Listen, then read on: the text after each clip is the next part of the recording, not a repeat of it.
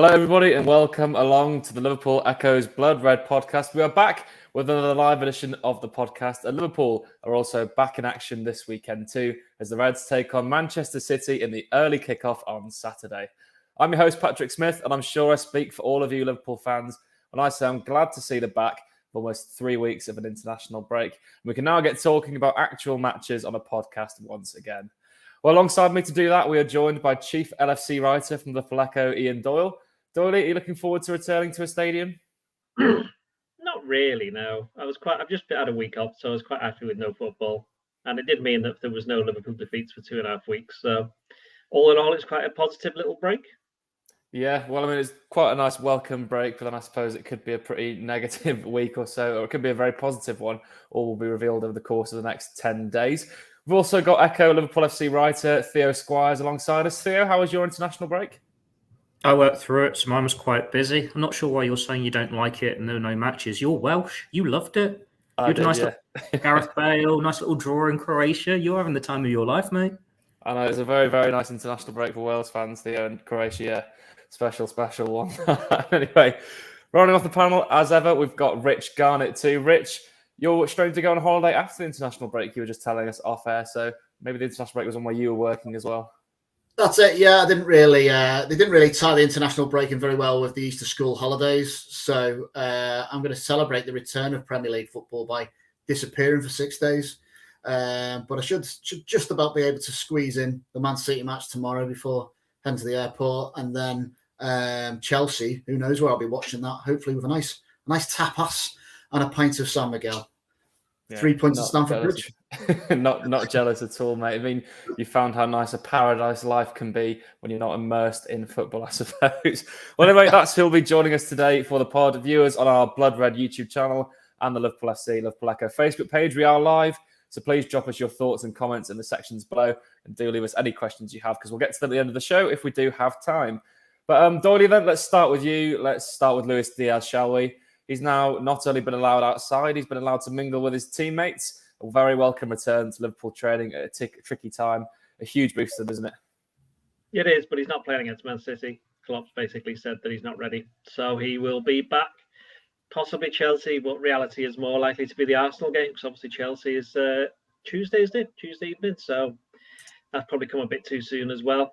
But yeah, it's still a boost for Liverpool to have him around. They've missed him. He was probably the best outfield player at the start of the season until he got injured. But yeah, it's going to be a strange one really when he comes back, because we've got no idea how they're all going to perform, because Gakpo's never been there before with Diaz. We've seen him with actually it was Salah, Firmino, and Diaz was the most profitable front three at the start of the season. But obviously Firmino's going to be going. Núñez is now obviously part of the first choice 11, I'd say anyway, at the moment, certainly on form, and he's going to be fit as well. He's overcome his cut ankle that he suffered against Real Madrid in the last game, which seems about a month ago, something stupid like that. But yeah, Diaz being back. Bonus also, Jurgen Klopp mentioned about Thiago. He's the only other senior player that's out for any kind of significant injury. Obviously, Naby Keita's out at the moment, but it doesn't seem as though, well, let's be honest, it doesn't seem as though he's often injured, even though he isn't all the time. But he's not somebody at Liverpool perhaps are looking to use that much of the closing weeks of the season, given the fact that when he played against Crystal Palace, didn't have a great game, got subbed at half time. I don't think he's played since then.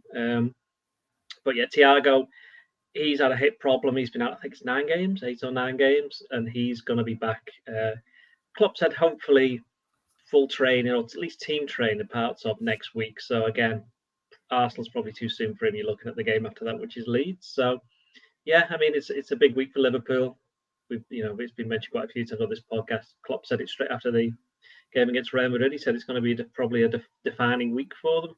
I'm not entirely sure that's true, to be honest, but we'll get onto that at some point. But after City on Saturday, said Chelsea on Tuesday, and then it's Arsenal the following Sunday. So yeah, getting Diaz back, that was a big boost, probably just for the spirits of the players as well. They'll have seen him around. They'll have seen him go, having suffered his setback in Dubai when he thought he was going to be back.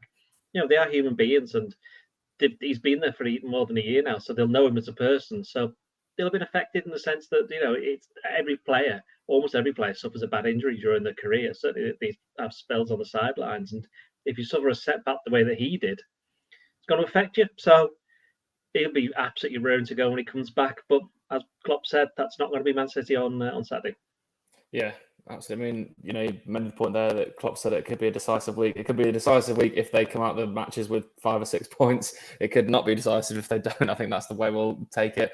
But Theo, let's stay talking about Luis Diaz then. We went to Liverpool's open training session together ahead of the Real Madrid game, saw him training on his own. It's really nice to see him back, isn't it? But obviously, they're not going to rush him back from injury. They made that mistake in the pre-season camp in Dubai. He's not even trained today, so they, clearly being much more cautious with it this time. I mean, when do you realistically think that Liverpool will start using him again? Do you think it could, be the end of May we see Diaz in the Liverpool shirt again?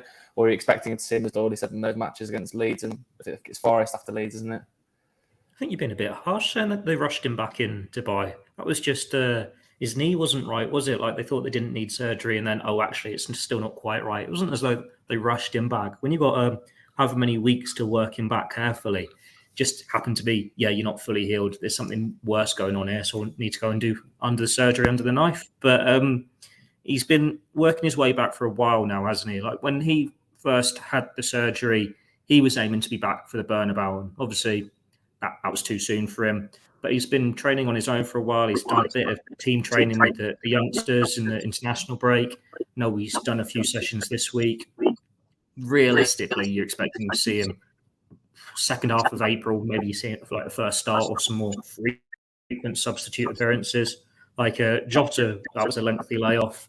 Firmino was a pretty lengthy layoff in the end.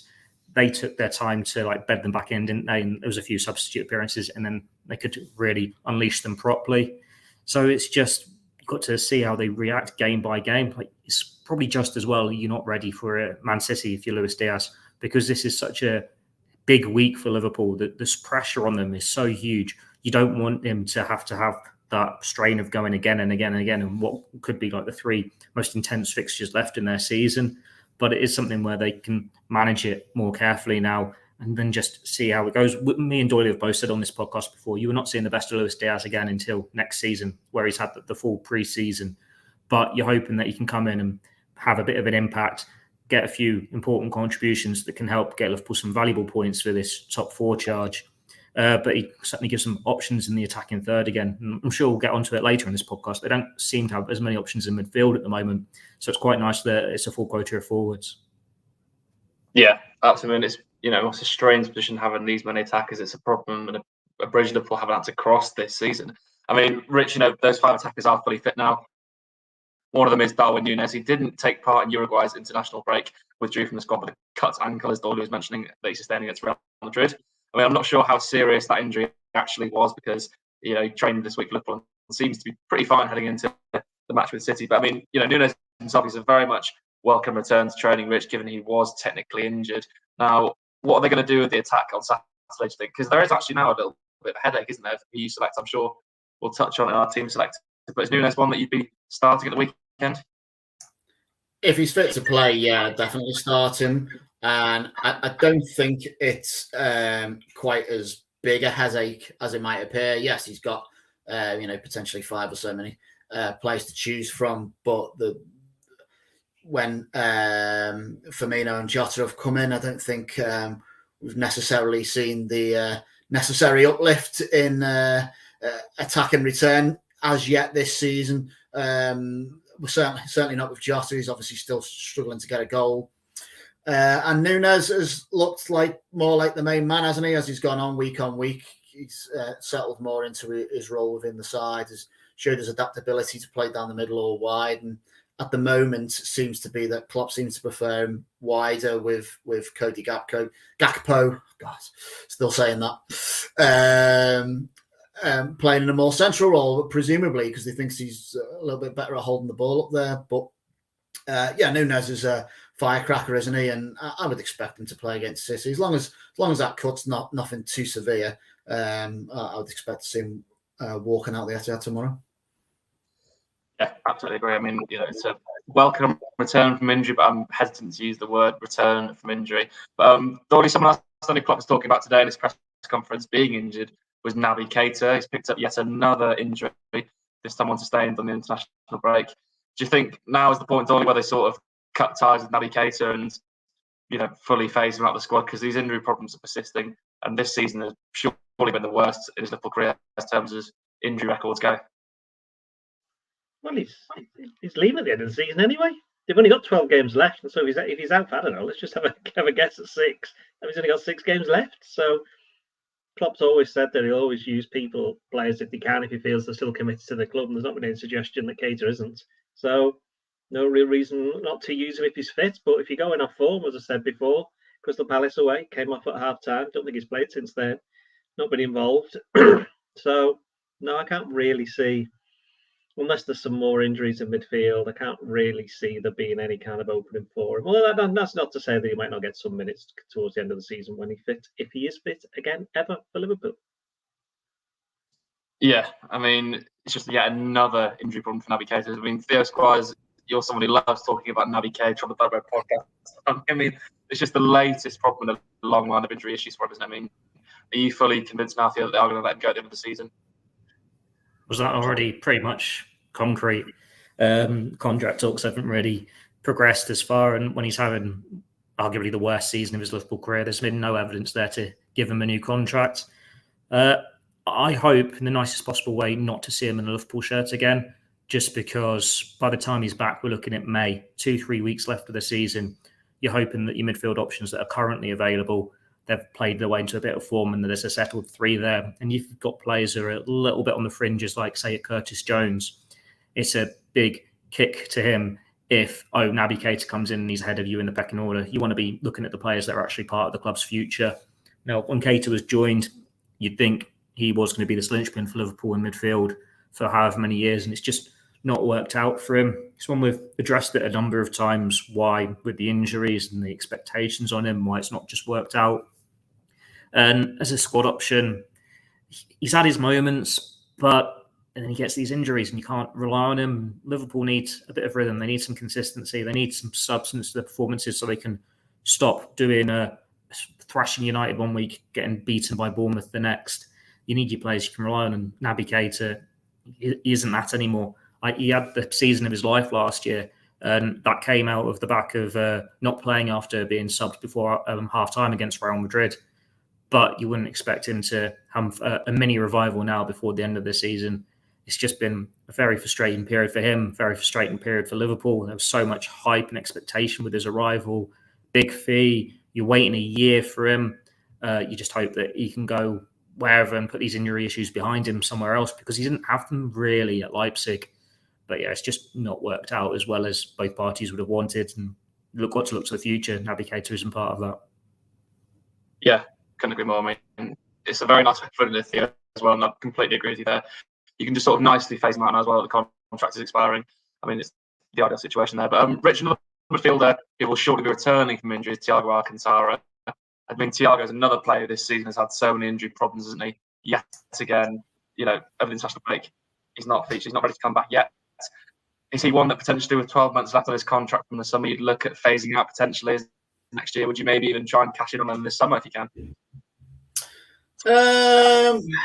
We've kind of gone over this one before, haven't we?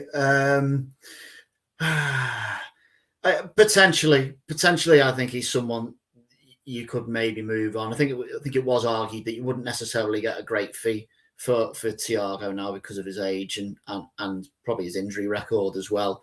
And that suggests that maybe you should hold on to him. A good experienced player who can control the ball, control the midfield, and stay until his contract expires, and then just part ways at that point. I certainly don't see him getting a new contract. I wouldn't have thought that would happen. But it just depends on how many they decide to bring in the summer, really, doesn't it? Because if you just end up getting, let's say, for example, you get Jude Bellingham on one more, is that enough? Not really sure. I think they probably need more than that, to be honest with you. But you don't want to ship out too many experienced players unnecessarily, especially when you've got others going, such as Oxlade-Chamberlain and Naby Keita almost certain to leave, and the situation with James Milner doesn't appear particularly clear at the moment. We still don't know whether he will actually get a new deal or not. But even if he does, he's not going to be a first choice, is he? He's just going to be there as cover, really, and as an experience around the team. So maybe Thiago will stay, just purely because of his experience and being able to sort of boss that midfield. But he's obviously not the legs that Liverpool are going to need. And if they can get the right players in around him, then yeah, it'll be fine. But yeah, it's more than likely just to see out his current deal. Yeah, I mean, it's a really difficult situation, isn't it? Because he's a player that I'm sure everyone loves and admires, but he's not exactly been effective for Liverpool over the past 12 months in some situations. In the situation Liverpool are in, like this season, where they are struggling, he's not the sort of player you need, I think, is he really, for that one? I mean, Doyle, what's your take on it? Because also Jurgen Klopp today said in this press conference that they are in talks with some players. Things are going well for them as goes their summer recruitment. It's what we're basically trying to waffle about in the podcast over the past 2 weeks. So it's nice for Klopp to put it into some words. I mean, as for the midfield strategy, Doyle, would you be looking to maybe sell on some of the midfielders that do have shorter contracts, such as Thiago this summer? Well, why on earth would you do that? You're already losing 3. You got Milner and Oxlade-Chamberlain and Keita going. Some cash and wages, maybe. No, they're not going to get any money in terms of transfers, and they've just got rid of. They're going to get rid of probably 2, possibly 3 players from the wages anyway. So, I don't see any point in doing that. I also take slight exception. We've done this before, where I actually think that he's been half decent over the past 12 months when he's been fit. The only problem is that he's just not fit often enough, and that's just what it's like for some players. Going back to what Theo was saying about Keita, you do wonder whether Keita and Thiago, the step up in terms of intensity from the German league to the Premier League has not quite suited them, and that's fine. That's fair enough. You only find that out when you're actually playing it, so you can't really blame anybody for that. And they'll have gone through. I mean, I actually think Thiago's adapted all right to it in the end. I think he's actually got himself stuck in and put himself about. I think Keita possibly less so, but then he was never really a kind of player who was supposed to do that. He was a player who was supposed to add. In some ways, he was supposed to do what Thiago was brought to do. And as I've said loads of times before, it's very, very rare that you had the pair of them in the same team. They often just replaced each other, subbed each other, rotated out. So that's what they were there for. Unfortunately, it's just not worked as well as you would have expected. But if you're Naby Keita, you turn around and say, well, hang on, you signed me in 2018. What have you won since then? And they've won everything. So he's played in the big games as well. Yeah, exactly. And he plays. And he played in the Club World Cup final. Would have played in the Champions League final if he'd not been injured. Obviously, he did play a part in when they won the league in 2020. Certainly appeared in. Did he play in? He started the League Cup final because Thiago got injured, and he came on in the Champions League final and FA Cup final. Did he start? He certainly started the semi-final. He did, didn't he? Because Fabinho wasn't playing. Against Villarreal in the semis of the Champions League, played well against them too. Exactly. So I saw one of our colleagues, Charlotte Coates, on Twitter asked a question basically saying, is he the worst signing under Klopp's regime? I'll have a think on this one. I think no. Right? No. But I'm trying to think of another signing that's actually been somewhat less effective. So we're having this conversation. I'll start with you. Pat, who do you think? Do you think Keita's been the worst signing?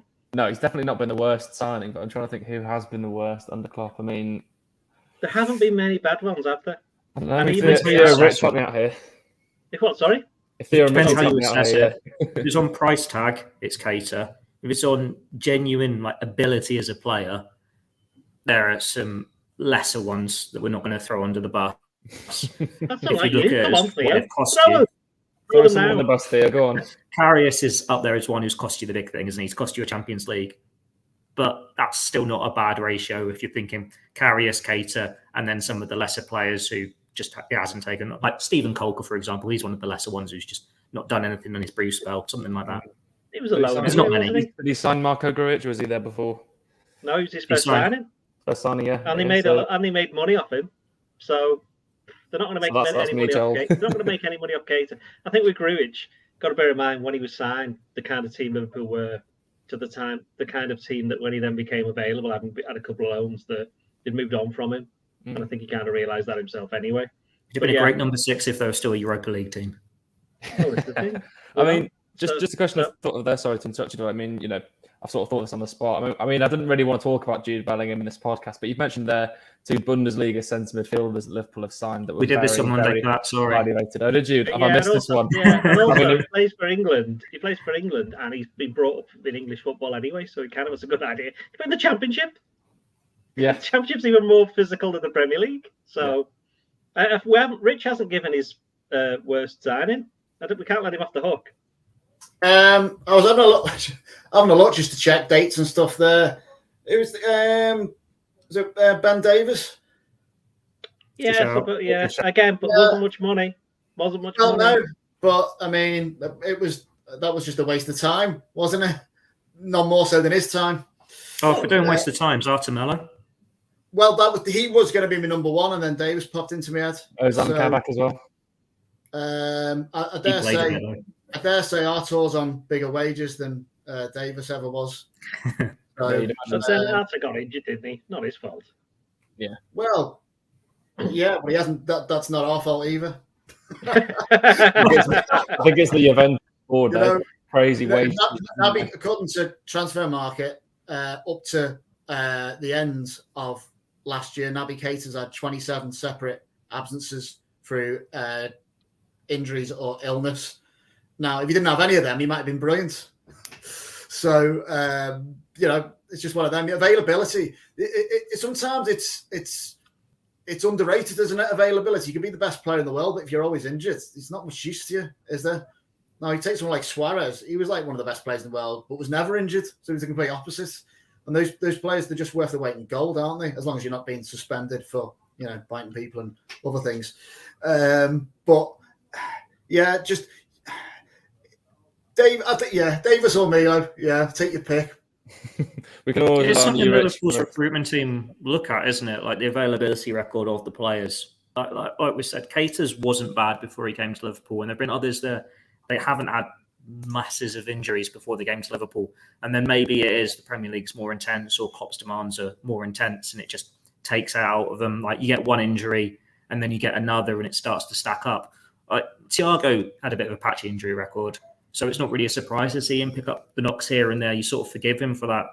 Oxlade-Chamberlain, he had a patchy injury record at times for Arsenal as well, but there have been others where they certainly wouldn't have expected him to suddenly be struck down. Like Joel Matip, I think his availability at Schalke was pretty good before he came to Liverpool too. Just sometimes that's what happens. Maybe the lesson here is it's always the players from the Bundesliga. They're not quite used to the intensity. Hopefully it's something that they can get out the system if they do get a Jude Bellingham. But as Doyle said, he's had his time with England, he's had his time with Birmingham in the Championship. Just one of those things, isn't it? When you get a few injuries, it starts to take its toll. And then there's the mental side as well, which we saw with Daniel Sturridge, for example. You always want it to be 100% right because you're fearing that next setback and then the next setback.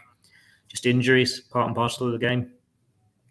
Yeah, I can see that in a certain publication tomorrow. Theo Squires of the Liverpool Echo advises against Jude Bellingham signing. Maybe that'll be a tweet that comes up there. But let's not twist your words. And let's get back on track then, shall we, with the podcast. I mean, it's very interesting stuff. And I think they'll be, they obviously are one of the best recruitment teams in the world. They don't tend to sign injury-prone players. It can just happen. And playing in that young club midfield, is physically demanding. It does take its toll. And I think it can take years of central midfielders, career longevity. Unfortunately, that's part and parcel of playing in that gegenpress system. But Doyle, let's come back to you then and preview Man City. You are going to be there at the Etihad, as I mentioned before, finally back in a stadium. Now, are you looking forward to this one, or are you apprehensive of playing arguably, well, not currently the best team in the league, but one of the best teams, we say, in Europe? Well, Man City have great food in the press box. I'm rather hoping they've got us a good breakfast and working my entire day around that, so they better not let me down. Disappointed us last year. It was fish and chips last year. Was it? Breakfast? For breakfast? No, I can't be doing with that. Wasn't it a Sunday kickoff the last year? Was that the half-12 game? Yeah, it was, wasn't it? Oh. I think so. I'll have to check whilst you're talking. It's put me in a bad mood there. It was a Sunday 4 o'clock last year at the Etihad, wasn't it? Was it? No, well, that's okay then. Anyway, yeah, City. Funny enough, I was looking at City's City. I played Liverpool 3 times this season, got beat. They played United, won and lost. They played Tottenham, they won and lost. And they played somebody else, and they played Newcastle and Arsenal, the only 2 teams that they've actually got a better record in the top 6. So it's a strange one because I think Liverpool, he mentioned in the press conference, I haven't checked this out yet, but I think Liverpool have got the best record out of the top 6 between each other. And Wouldn't surprise me. It was put to Klopp that even when they've lost, they got beat by Arsenal, didn't they, 3-2, and that was a bit iffy. They got beat only 2-1 at United. They beat Newcastle twice. They beat Tottenham. As I said before, they've beaten City already this season, so they got the And best then the worst draw record. imaginable with Chelsea, or do we not consider them this year? They're not top 6 at the moment. It was on about the top 6 teams at the moment in the table. We're not doing big 6. And then Liverpool go to Bournemouth and lose, Forest and lose at home to Leeds. Get tonked at Wolves and stuff like that. Stupid scorelines, but kind of sums up where the team is at the moment. But I think, what was it Pep said today? Said Liverpool can beat anybody, and they can. So in that sense, great. But then you look at Liverpool's record at Man City in the league. I think they haven't won in the last 6 since the 4-1 game. And I know they won there in the Champions League, but that was a 2-legged game, and technically it's not. It's not quite a proper game as such, if that makes any sense. Anybody who's watched European football, 2-legged games will know what I'm talking about there. And of course, the last time they played each other was back in December. They came back from another international break, the World Cup. First game back was at Man City, and they got beat 3-2 there in the League Cup. Felt like a strange friendly, didn't it? Yeah, slightly different teams there, but still a decent game. I mean, Klopp said today that he thinks the only way Liverpool can win is the inference was you can't just sit back against Man City. You got to go for it. And City have had some iffy results at home this season. They got away with the one against Tottenham, which I mentioned. Were they 2-0 down? They won about 4-2 or something like that. They were 2-0 down, yeah. Yeah. Everton got a point there. Brentford won. Lost to Brentford, didn't they? Yeah, Brentford won 2-1. I'm sure there's another one in there, some kind of strange result that happened not that long ago. So yeah, they're not at the very best. And as I pointed out before, their record against the teams around them isn't particularly brilliant. So that's hope for Liverpool. And I do wonder that sometimes if you have a bit of a go at City, whether you can get a bit of joy. And that's probably why they've not done particularly well against the teams around them, because they're more likely to do that. And the fact that I think even City know that as well. It's weird, isn't it? Because it's a big game for Liverpool, but it's a bigger game for Man City. Because they can't afford to drop any more points against Arsenal and you're going to have that weird situation now where in successive weeks the other championship contender is just hoping for Liverpool to get something out of it, whereas in all the seasons past they'd be absolutely desperate for them not to get anything from any of the games. So I don't think Liverpool will be too happy to be in a position where other teams want them to do them favours. But I think all Liverpool can concentrate on is doing their own job, and because the only way they're going to finish in the top 4 is if they do the job themselves. They're not going to be able to rely on other teams to help them get out of it. Klopp said it. We've just got to win games, and while it won't be easy at Man City, there's no point going there with any sense of trepidation, even if it might be fish and chips, because there are 3 points. It's irrelevant who it's against. They just have to get them, and they've got to get. I mean, I did a piece during the international break of, I think it was, history suggests they got to get 26 points from the last 36 games. Well, imagine if they got that, they're probably going down. 26 points from the last 36 available. And when they finished 3rd in 2021, that's exactly what they got over the last 12 games. So kind of the standard's been set there. Obviously, they finished 3rd then. You only need to finish 4th. I think we're pretty sure Arsenal, City and United are going to finish in the top 3. So wait and see. And the interesting thing for Liverpool, of course, is teaming for Tottenham just sacked their manager. Well, he has to be sacked, basically, let's be honest. Yeah. The director of football has been banned from any football-related activities for a while. And, what was it, Richarlison had to come out yesterday or today and say there's been no mutiny in the dressing room. So things aren't particularly great there. They still haven't got a manager, have they? I know they only play until Monday, but, that's hardly ideal for a team that's in a good position in 4th. And if you look at Newcastle, I couldn't get over this when I checked it before. Newcastle have only scored 7 goals in the Premier League since Boxing Day, which is ridiculous, really. And okay, I know 4 of them came in the last 2 games against Forest and Wolves, and both winners came late on. And I think that if Newcastle can't address the fact that they can't score enough, they might drop points. And then you've got Brentford and you've got Brighton, who have done really well to get where they are this season. I mean, I've mentioned before how much I love watching Brighton play. But they probably don't have the squad depth and they don't have the experience, although they don't have the expectation that perhaps the others do. So they'll go all in for the FA Cup, won't they? Yeah, exactly. Yeah. So my point is that all of those teams have got something that's possibly going to count against them in the past, in the last, 58 days of the season. So Liverpool just have to make the most of what they've got, because they have to be in a position where they can capitalise on these other teams falling over, which some of them, by definition, will do anyway, because they don't want to get to the end of the season, Southampton away, and be thinking, if we hadn't done this, if we hadn't done that. Still 12 games to go, 3rd of a season. Get on with it. start with Man City on Saturday.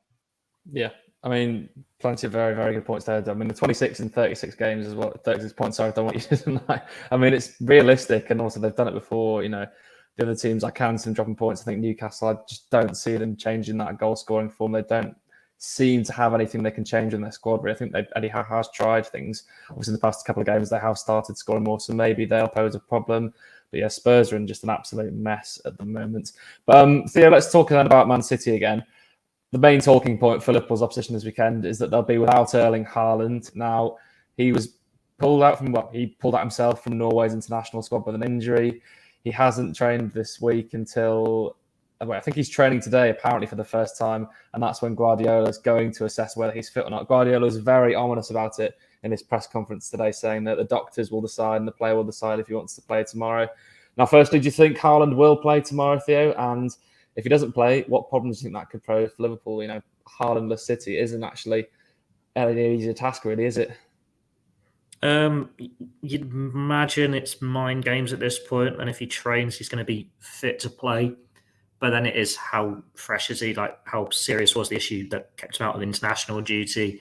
Whether it's one where you'd be better putting him on the bench, bringing him on for half hour or something. Like Doyle said, City need to win this almost more than Liverpool. Liverpool need the points, but they've got this longer 12 matches to make up. Whereas City, it does feel like you need these now. You need to make up that gap on Arsenal now. You need to put the pressure on Arsenal now to make them crumble in a title race. Whereas Liverpool playing more of a long game with it here. So you'd expect him to play because he just seems to be a machine, doesn't he? He scored so many goals and he's had a few injuries and he still comes on and he still scores goals. But at the same time, if you play him against Liverpool and then he picks up another injury and he's out for a few weeks, that's an issue. But it's an issue for most teams. Man City have still got a very strong squad. And Klopp said in the press conference, no Haaland doesn't make them weaker, it just makes them different. They've still got a World Cup winner who'd be then starting up front. They've still got Riyad Mahrez, Jack Grealish. It's more matter of marking Julian Alvarez, it's not exactly any easier, is it? But then at the same time, Liverpool shouldn't be worrying about who City are going to be starting. You do your preparation, you do your game plan, you look at the players' weaknesses and strengths. But as Guardiola said, Liverpool can beat anyone on the day. If they're on top of it, they can win. We've seen them dismantle United at Anfield. We've seen them beat Man City at Anfield. They're at their best. They can feel confident. And it's quite nice going into this game where it's not as stressy for Liverpool because it's not, oh my God, if we drop points here, the title's over. It hasn't got that pressure on it to the same extent. So they can be a little bit more relaxed. No one's necessarily expecting them to win, but then it's a game they can get up for and they know what will happen if they go on a run and it could be the start of momentum. But then it's a big week. It's a Champions League week without the Champions League football. They've got some big games themselves. It doesn't matter who they've got up front. It's still going to be a threat. Liverpool just got to make sure that they get as little of the ball as possible, whoever is in that number 9 position. Yeah, I mean, as Dolly said as well, Liverpool need to focus on themselves. And I think we all know that they will be just doing exactly that to get those 26 points, maybe 26, 28 points they need from those 36 points available. I mean, Rich, another player who's missing from Man City who maybe could be even more of a misform is Phil Foden. He's obviously had appendicitis, I think, had a big operation for that, so he's definitely ruled out of this one. I mean, he's also going to be a big miss for City, isn't he, Rich? He's a player that I'm sure we all admire as opposition fans. Yeah, definitely. I don't know whether I should be more worried about Foden missing or Haaland missing, really. It's difficult to say, but obviously Liverpool's defence has been stretched at times, and he's the type of player that can exploit that. I think Liverpool did a pretty good job on Haaland at Anfield in the reverse fixture earlier in the season. We come into that in unbelievable form, I think, but we managed to keep him quiet. And long may that continue. I've got a sneaky feeling he'll actually play tomorrow, but we'll see on that one. But yeah, Foden being out is a bonus for Liverpool, and they just need to go there and play with the attitude that has brought them success over the last few seasons. But my fear is with this team kind of in a period of evolvement, have they got it within them to actually go to these places and get the results now? I don't know is the answer. We'll wait and see tomorrow. These 3 fixtures that they've got coming up, I've said all along that 2 points for a win between, 2 points per game average rather, between now and the end of the season. That gives you 24 points. So you're just shy of Doyley's magic 26, which you could mitigate with a victory somewhere else within those 12 games. But it means they can afford to slip up in one of these 3 games that they've got between City, Chelsea, and Arsenal, as far as I'm concerned, because they are 3 tough fixtures for different reasons, particularly with the first 2 being away. So if things don't go as hoped against Man City, I don't think it's all is lost. As you say, City have actually got to make up a bigger deficit on Arsenal than Liverpool have on Tottenham. So it probably is a bigger game for them in that sense. But if the result doesn't go Liverpool's way, as long as they can get what they need against Chelsea and Arsenal, I don't think it'll be a disaster. The only thing is, obviously, we've been stewing on 2 defeats coming into that international break, and you certainly don't want a 3rd consecutive one, do you? I mean, it doesn't seem that long ago we were rejoicing over a classic 7-0 win against United, and all that seems to have been forgotten very quickly, unfortunately. So if you want to get back to thinking about victories, then yes, please, tomorrow would be very nice, but possibly not the end of the world if they don't pull it off. Yeah, I don't think there's many better places to get back to winning form, is there? And personally, I think Erling Haaland just running scared of being pocketed by Virgil van Dijk again. Of course, there's also the blinder in that match at Anfield earlier in the season, didn't he? He's just himself returned from injury. He's fully training with the squad again. You never know. Klopp may throw him in as a sort of risky move. But anyway, maybe one of you will pick in your team selectors, which we'll get right into now then, shall we? So we're going to pick our teams for Liverpool to play against Manchester City. Doyle, let's start with you then. Alisson Becker will be in goal. Who are you going to go for in the back 4? I think Haaland plays for Man City, by the way. There's no chance he's not playing. I don't understand why everybody's getting worked up about it. Back 4, Alisson in goal. Big shout that. Right back, Trent. Centre backs, Konate and Van Dijk. And left back, Andrew Robertson of Scotland. Yeah, Konate playing pretty well by all accounts, from what I've seen for France during the international break. Theo, your back 4? Yeah, it's the same. In the past, mate, you normally put like Joe Gomez in for this instead of Trent, but those days are long gone. Trent, even though he's not been in the best form, what an opportunity for him to, I suppose, silence his doubters and make Gareth Southgate look a bit silly for leaving him out of the England squad recently. Yeah, absolutely. I'm really happy he does do that because it's a baffling decision yet again for Mr. Southgate, leaving what I would call England's best right back, I think, out of the side. I mean, Rich, I'm going to presume that your back 4 is unchanged, but talk us through it anyway. And if you want to start by talking through midfield as well. Yeah, back 4 is the same as you would expect. Virgil van Dijk took a bit of heat, didn't he, this week off some ex-Holland players, so he might want to shut them up potentially, which might work very much in Liverpool's favour. So we'll see about that. Midfield. I'm trying to forget about these last 2 defeats, which takes you back further to that 7-0 win against United. I think the midfield for that one was Fabinho, Elliott, and Henderson. So providing everyone's fit, that's what I go with. Yeah, fair enough. So you are going with the 3 then, Rich. I mean, Doyle, who are you going to go for then in your midfield? Are you going to go with a 3 or a 2? I mean, the options are pretty thin on the ground at the moment once again, aren't they? You're on mute, Doyle. Yep, I'm mute there. Sorry, everybody. That was really insightful as well. It was, wasn't it? I'll repeat it again. I've forgotten. Curtis Jones had a good game for England 21s. So, everyone forgets about him. He came on against United at the end. I mean, I don't know. He's nowhere near the first team starting 11, is he? Let's be honest. Did he start in the City 2-2 last year at Anfield? Because he got the assist, didn't he, for Salah's worldie? Yes, he did, yeah. But that was at home and a very long time ago. Henderson and Fabinho. Do you play them as a 2? I think yes. I'm going to play them as a 2. 2. Yeah. 2. Love that. Theo, how about your midfield? Are you going to go with a 2 or a 3? And then if you want to carry on into your attack as well. It's a 3. I know he's done a 2 at the Etihad before, but it's a 3. I think I'm with Rich. Choose the same one that played against United. You're a bit limited with your other options at the moment. Certainly don't expect to see James Milner starting this one, having had the misfortune of that Bernabeu midfield too. So hopefully Henderson's really shaken off that illness. Fabinho's back in form maybe after an international break off, and Elliott can just be his normal boyhood Liverpool fan on the pitch and drag him to victory. Big call. And your attack then, Theo, if you want to carry on into that? Nunes on the left, Gakpo down the middle, Salah on the right. Diaz isn't available. Firmino's just a sub these days, isn't he? He does have a decent record against City, and I remember he scored a few at the Etihad, so maybe he can get something off the bench.